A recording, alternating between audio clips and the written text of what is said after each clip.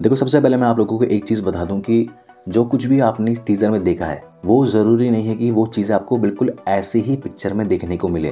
क्योंकि ये एक तरह का कंसेप्ट आर्ट है जिसका मतलब होता है कि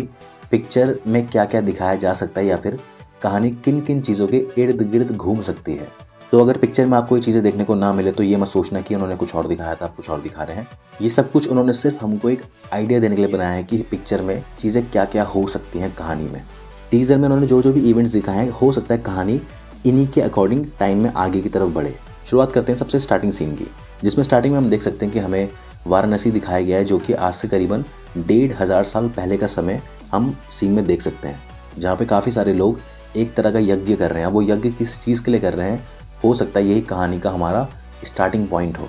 देखो, अगर उन्होंने 1500 साल पहले का वाराणसी दिखाया, इसका मतलब वहाँ पे कोई ना कोई चीज़ ऐसी ज़रूर हुई होगी जो कहानी में बहुत ही इंपॉर्टेंट पार्ट प्ले करेगी। इसके बाद हम सीधे अगला सीन देखते हैं, जो कि मूवी की प्रेजेंट टाइमलाइन यानी कि 2027 का सीन दिखाते हैं, जहाँ पे हम देखते हैं कि शांभवी नाम का एक एस्ट्रॉयड धरती की तरफ आ रहा है। अब काफ़ी सारे लोग बोल रहे हैं कि ये हो सकता है कि किसी तरह का डिस्ट्रक्शन हो, लेकिन शांभवी शब्द को हम किसी न किसी तरीके से महादेव से जोड़ सकते हैं। दैट मीन्स ये डिस्ट्रक्शन नहीं हो सकता है, किसी तरह की कोई कॉस्मिक एनर्जी हो, क्योंकि अगर वो ये वाला प्लॉट दिखाएंगे कि धरती का डिस्ट्रक्शन होने वाला है और उसको बचाने के लिए हमें कुछ करना पड़ेगा, तो एक काफ़ी घिसा पिटा प्लॉट हो जाएगा, जो कि मुझे लगता है कि राजा मौली हमें ये नहीं दिखा सकता अपनी कहानी में। तो ऑब्वियसली बात है, जो शांभवी एस्ट्रॉइड है वो किसी तरह का कॉस्मिक सब्सटेंस है जो धरती पर आकर गिरेगा, और उसको हो सकता है कि जो कहानी का हमारा एंटागनिस्ट है वो उसे ढूंढे और प्रोटैगनिस्ट उसे बचाने की कोशिश करे, या फिर उन दोनों को उसके बारे में कुछ चीज़ें पता हो। फिर हम अगला सीन देखते हैं, जो कि है अंटार्कटिका, जहाँ पे हम देख सकते हैं कि बर्फ़ के पहाड़ पर काफ़ी सारे लोग चढ़ रहे हैं। वो क्यों चढ़ रहे हैं, इसका मतलब वो किसी चीज़ की तलाश कर रहे हैं। फिर उसी के अगले सीन में हमें दिखाते हैं कि उसी बर्फ़ के पहाड़ के नीचे के हिस्से में हम देख सकते हैं कि आइसबर्ग के अंदर एक बहुत ही बड़ी शिप जमी हुई है।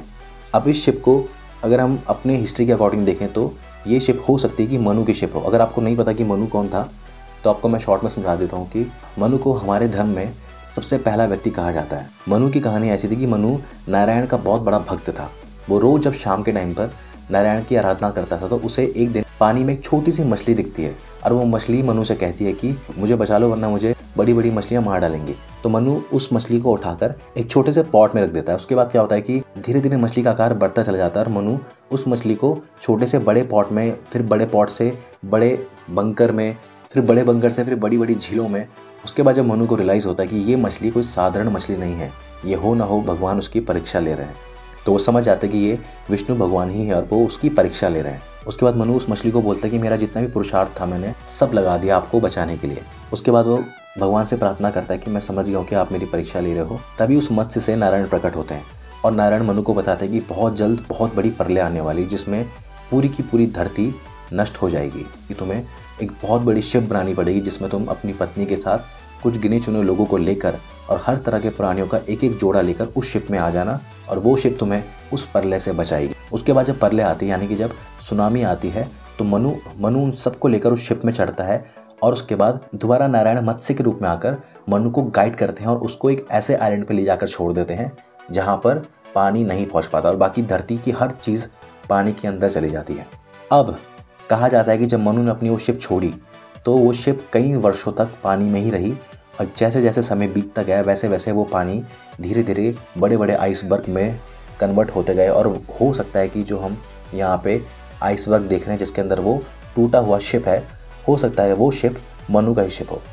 ठीक है दोस्तों, अब इतनी पुरानी चीज़ को ये पिक्चर से कनेक्ट करते हैं या नहीं करते, वो तो हमें बाद में ही पता लगेगा। हो सकता है मनु के शिप में भी कुछ ऐसा हो जो कहानी में बहुत इंपॉर्टेंट पार्ट प्ले करे। इसी वजह से उन्होंने कंसेप्ट आर्ट में भी उस शिप को स्पेशली दिखाया है। फिर उसके बाद हम अगला सीन देखते हैं, जो है अफ्रीका का, जहाँ पे हम देखते हैं कि हमारा मेन प्रोटैगनिस्ट, जिसका नाम रुद्र है, वो पैराशूट की हेल्प से वहाँ पे लैंड कर रहा है। अब वो किसी चीज़ की तलाश में है, इसी वजह से वो अफ्रीका में आया है। और फिर उसी जगह में रात का सीन देखते हैं हम, जहाँ पे हम देखते हैं कि रुद्र रस्सी की मदद से एक बंदर को बचा रहा है। फिर उसके बाद हम देखते हैं कि एक उग्रा भट्टी नाम की कोई केव है, जहाँ पे माता की मूर्ति है, और वहाँ पे एक इंसान किसी तरह का रिचुअल परफॉर्म कर रहा है। और वहाँ पे हमें देख सकता है कि साइड में रुद्र भी पहाड़ में लटका हुआ है, और काफ़ी सारे सैनिक वहाँ पे खड़े हैं, जहाँ पे हम देख सकते हैं कि ऊपर से एक लड़की गिर रही है। हो सकता है कि वो प्रियंका चोपड़ा का कैरेक्टर हो। अब वो गिर रही है, वहाँ पे नीचे रिचुअल परफॉर्म हो रहा है, क्योंकि रिचुअल में आप देख सकते हैं कि एक ग्रीन तरह की रोशनी आ रही है। ग्रीन तरह की रोशनी को तंत्र से भी जोड़ा जाता है, तो हो सकता है कि यहाँ पर वो किसी तरह की शक्ति को जगाने की कोशिश कर रहे हैं। उसके बाद हम सीधे अगला सीन देखते हैं जो कि लंका में हो रहा है, जो कि आज से करीबन 9225 साल पहले का समय है, यानी कि जब रामायण के इवेंट्स हो रहे थे। तो वहाँ पे हम देखते हैं कि युद्ध चल रहा है श्री राम के और रावण के बीच में, जहाँ पर हमें सबसे पहले वो हनुमान जी को दिखाते हैं। और हम यहाँ पे अगर गौर करें तो हम देख सकते हैं कि हनुमान जी की पूंछ पर, पहले मैंने सुना था कि कई लोग ऐसा बोल रहे थे कि यहाँ पे टाइम ट्रैवल हो रहा है, लेकिन अगर आप इस सीन को गौर से देखोगे तो आपको रियलाइज़ होगा कि ये बात सच है, क्योंकि यहाँ पर आप ध्यान से रुद्र को भी देख सकते हो कि वो रथ को चला रहा है और उसके पीछे जो हमारी कहानी का एंटागनिस्ट यानी कि कुंभ उस रथ के पीछे साथ साथ चल रहा है। दोस्तों, इसका मतलब है कि हो सकता है कि कुंभ को किसी बड़ी चीज़ की तलाश है जो उसे इतिहास में जाकर ही मिल सकती है, और वो इसी तरह से वो लोग टाइम ट्रैवल करते हैं और वो अपने साथ रुद्र को लेकर जाएगा पीछे। और यहाँ पर आप देख सकते हैं कि वो हनुमान जी की पूंछ में जा रहे हैं, लेकिन हो सकता है कि पिक्चर में ये सीन इस तरह से दिखाया जाएगा कि हनुमान जी को वो इतना जाइंट दिखाएंगे कि जब वो उनकी पूंछ में चलेंगे तो मे भी उनको पता ना चले। और देखो इसमें दोस्तों, अगर राजामौली रामायण के इवेंट को मेंशन कर रहा है तो दैट मीन्स वो रामायण के सीन को किसी ना किसी तरह से तो ज़रूर अपनी पिक्चर में दिखाएगा। दोस्तों, जैसे कि हमने स्टार्टिंग के पोस्टर्स में देखा, जहाँ पे हम देख सकते हैं कि महेश बाबू की पिक्चर के ऊपर लिखा है जेन 63, दैट मीन्स जनरेशन 63। अब कई लोग कह रहे हैं कि महेश बाबू श्री राम की 63वीं जनरेशन है, लेकिन अगर आप एक रफली एक अप्रोक्सीमेट फिगर काउंट करोगे तो एक जनरेशन से 63वीं जनरेशन तक पहुंचने में लगभग 1500 से 1600 साल लगते हैं। तो दैट मीन्स जो उन्होंने स्टार्टिंग में वाराणसी का सीन दिखाया था, जो आज से 1500 साल पहले का इवेंट था, वहाँ पे कुछ ऐसा हुआ है जिसके बाद उसी जनरेशन के किसी बंदे ने कोई चीज़ करी है जिसकी 63वीं जनरेशन महेश बाबू है। और अब महेश बाबू का वहाँ से क्या कनेक्शन है और उन लोगों का श्री राम से क्या कनेक्शन है, वो चीज़ पिक्चर में देखना इंटरेस्टिंग होगा। तो एटलीस्ट इससे हमें ये तो पता लग जाता है कि उन्होंने महेश बाबू को श्री राम का रीइंकारनेशन या फिर उन्हीं की जनरेशन का इंसान तो नहीं दिखाया, जो कि अच्छी बात है। उनको वो उनसे कनेक्टेड दिखा सकते हैं, यानी कि उनके किसी भक्त की जनरेशन का दिखा सकते हैं, लेकिन उनको श्री राम से जुड़ा हुआ दिखाना मुझे लगता है थोड़ा ज़्यादा हो जाएगा कहानी के लिए। हो सकता है कि 1500 साल पहले रुद्र के जो पूर्वज रहे हों वो किसी चीज़ की रक्षा कर रहे हों, या फिर उनका कोई कनेक्शन हो उस जो एस्ट्रॉयड गिरने वाला है उससे। इसी वजह से हम देख सकते हैं कि रुद्र के गले में जो लॉकेट है वो लॉकेट इसलिए हो सकता है क्योंकि वो वाराणसी में रहता है, और वाराणसी को एक तरह से महादेव की नगरी भी कहा जाता है।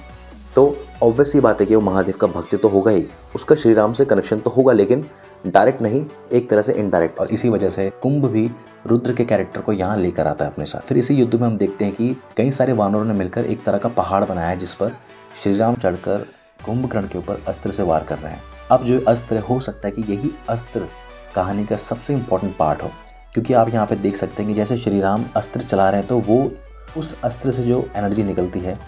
वही एनर्जी हम अगले सीन में देखते हैं मणिकर्णिका घाट में, जहाँ पर हम देखते हैं कि वो पूरा का पूरा पानी अपनी तरफ खींच रही है। अब देखो दोस्तों, उन्होंने यहाँ पर किसी भी तरह की टाइमलाइन नहीं लिखी। इसका मतलब जो ये इवेंट है यहाँ पे, ये इवेंट पास्ट प्रेजेंट फ्यूचर कहीं पे भी हो सकता है, लेकिन हम इसे देख सकते हैं कि उस रोशनी से पानी उसकी तरफ खींचा चला जा रहा है, जिसकी वजह से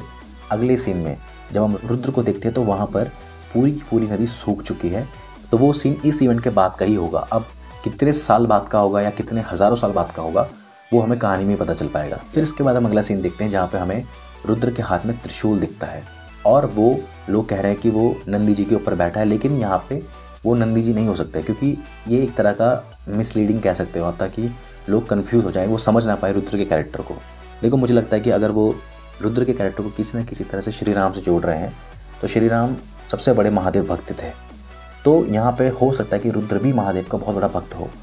और रुद्र के हाथ में जो त्रिशूल है हो सकता है कि ये त्रिशूल किसी तरह का अस्त्र हो जो उस एनर्जी को क्रिएट कर सकता है। और यहाँ पे रुद्र को बैल के ऊपर दिखाना हो सकता है कि कुछ ऐसा इवेंट होने वाला है जिसमें जानवर भी उसकी मदद कर रहे हैं। कहा जाता है कि वाराणसी सबसे पुरानी सिटीज़ में से एक है, और ये भी कहा जाता है कि कलयुग में सबसे अंत में जो सिटी बचेगी वो भी वाराणसी ही होगी। तो हो सकता है कि इस चीज़ के ऊपर हमें राजामौली कुछ इंटरेस्टिंग चीज़ दिखा दे कहानी में। और देखो दोस्तों, राजामौली इंडिया का इकलौता डायरेक्टर है जिसको ग्लोबली हर कोई जानता है, अब खासकर RRR के बाद। तो इस मूवी से बहुत लोगों को एक्सपेक्टेशंस होंगी, और राजामौली ऐसी अपॉर्चुनिटी कभी मिस नहीं कर सकता जिसमें वो पूरी दुनिया को हमारे इतिहास के बारे में दिखाए, ये दिखाए कि हमारा कल्चर कितना रिच था पहले। मुझे लगता है कि इस पिक्चर के ज़रिए राजामौली पूरी दुनिया को ये मैसेज देना चाहता है कि हमारा कल्चर कितना प्राचीन है, और ग्लोबली हर चीज़ें कहीं ना कहीं किसी न किसी तरह से हमारे कल्चर से जुड़ी हुई हैं। अब बाकी सब तो ठीक है, लेकिन मेन पॉइंट ये कि वो अगर इस पिक्चर में टाइम ट्रैवल करते हैं तो वो टाइम ट्रैवल कर क्यों रहे हैं और कर किस तरह से रहे हैं। इन चीज़ों के ऊपर तो हमें पूरी तरह से क्लैरिटी इसके कुछ अगला जो भी टीज़र ट्रेलर कुछ भी आएगा उसको देखकर ही पता चल सकती है दोस्तों। और जितना मुझे लगता है कि ये पिक्चर एक पार्ट में तो नहीं दिखाएंगे, वो इस पिक्चर को एटलीस्ट वो 2 पार्ट्स में ज़रूर दिखाएंगे। और सबसे बड़ा सवाल ये है कि वो इतिहास में पीछे जा क्यों रहे हैं और जा कैसे रहे हैं। चलो वो तो हमें इसके अगले ग्लिम्स में पता चलेगा, लेट्स सी। तो दोस्तों उम्मीद करता हूँ आपको वीडियो पसंद आई होगी। इसी तरह की वीडियोस देखने के लिए जुड़े रहिए हमारे साथ। मिलते हैं आपसे अगली वीडियो में किसी अगली कहानी के साथ।